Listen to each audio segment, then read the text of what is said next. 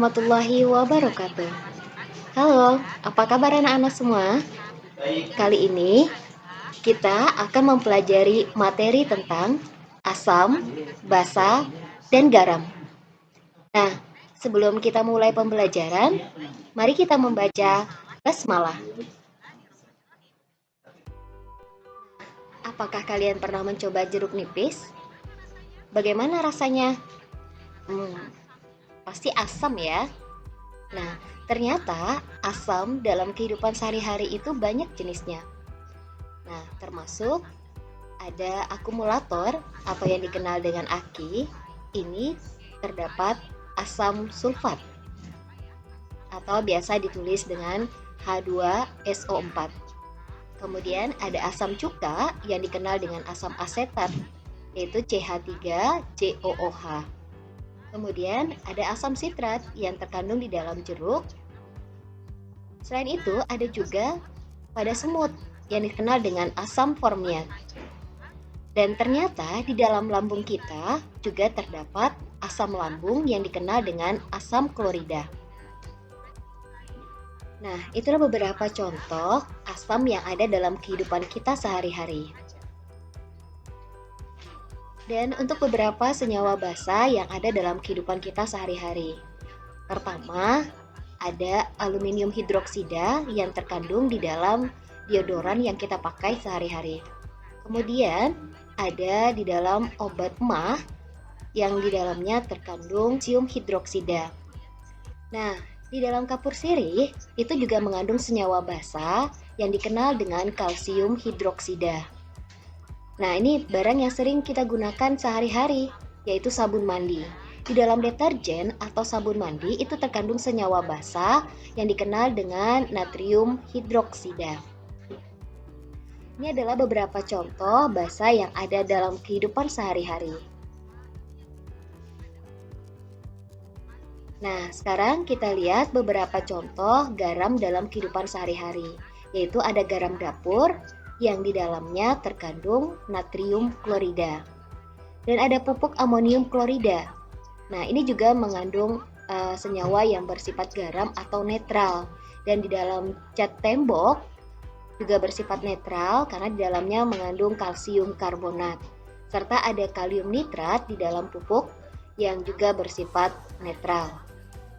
Nah, ini beberapa contoh senyawa garam dalam kehidupan sehari-hari. Nah, suatu zat atau senyawa dapat dibedakan berdasarkan tingkat keasamannya. Nah, sehingga senyawa tersebut dibagi menjadi 3. Ada senyawa yang bersifat asam, ada senyawa yang bersifat basa, dan ada senyawa yang bersifat garam. Di mana asam itu sendiri memiliki pH atau power of hydrogen kurang dari 7. Sementara senyawa basa memiliki pH lebih dari 7. Dan garam atau netral jika dia memiliki pH tepat sama dengan 7. Nah, apa sih ciri asam, basa, dan garam? Untuk sifat asam, basa, dan garam bisa kita lihat pada tabel berikut. Untuk senyawa asam, dia memiliki rasanya yang masam. Sementara basa, dia memiliki rasa yang pahit. Dan garam itu sendiri rasanya ada yang manis, asin, atau bahkan tidak berasa, hambar. Kalau dilihat dari derajat keasamannya, maka senyawa yang bersifat asam itu memiliki pH kurang dari 7.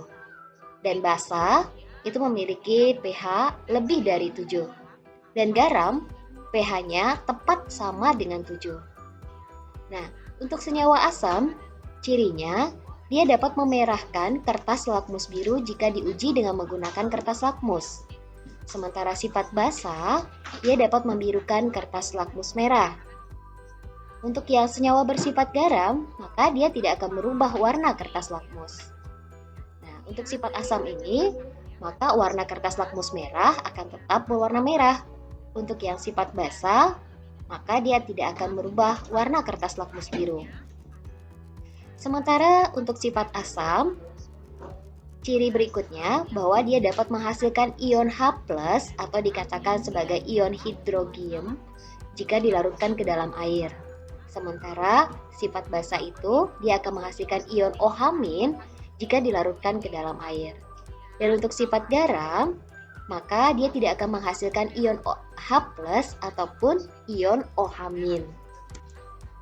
Nah, asam basa dan garam ini dapat kita ketahui dengan cara pengujian di laboratorium atau dengan menggunakan eksperimen. Nah, cara pengujian asam basa ini dapat menggunakan suatu indikator.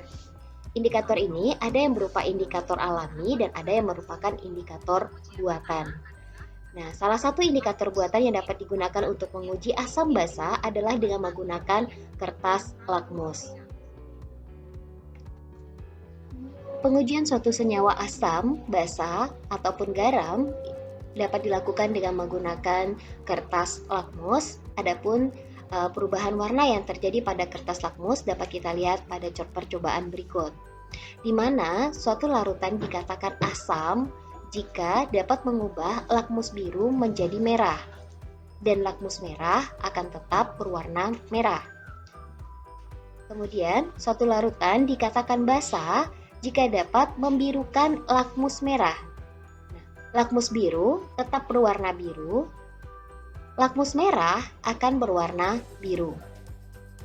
Sementara, larutan dikatakan bersifat netral atau garam jika tidak mengubah kertas lakmus. Lakmus biru akan tetap berwarna biru dan lakmus merah akan tetap berwarna merah. Nah, jika kita simpulkan, bisa kita lihat di dalam tabel berikut ini. Nah, suatu larutan yang dikatakan asam jika lakmus merah tetap merah, lakmus biru berubah jadi merah. Dan jika kedua kertas lakmus ini berubah warna merah-merah, maka dikatakan larutan tersebut bersifat asam. Sementara, jika lakmus merah berubah menjadi biru dan lakmus biru tetap biru, atau kedua-duanya berwarna biru, maka larutan tersebut bersifat basa. Dan untuk senyawa yang bersifat garam atau netral, yaitu tidak mengubah warna kertas lakmus, yaitu lakmus merah tetap berwarna merah, lakmus biru tetap berwarna biru.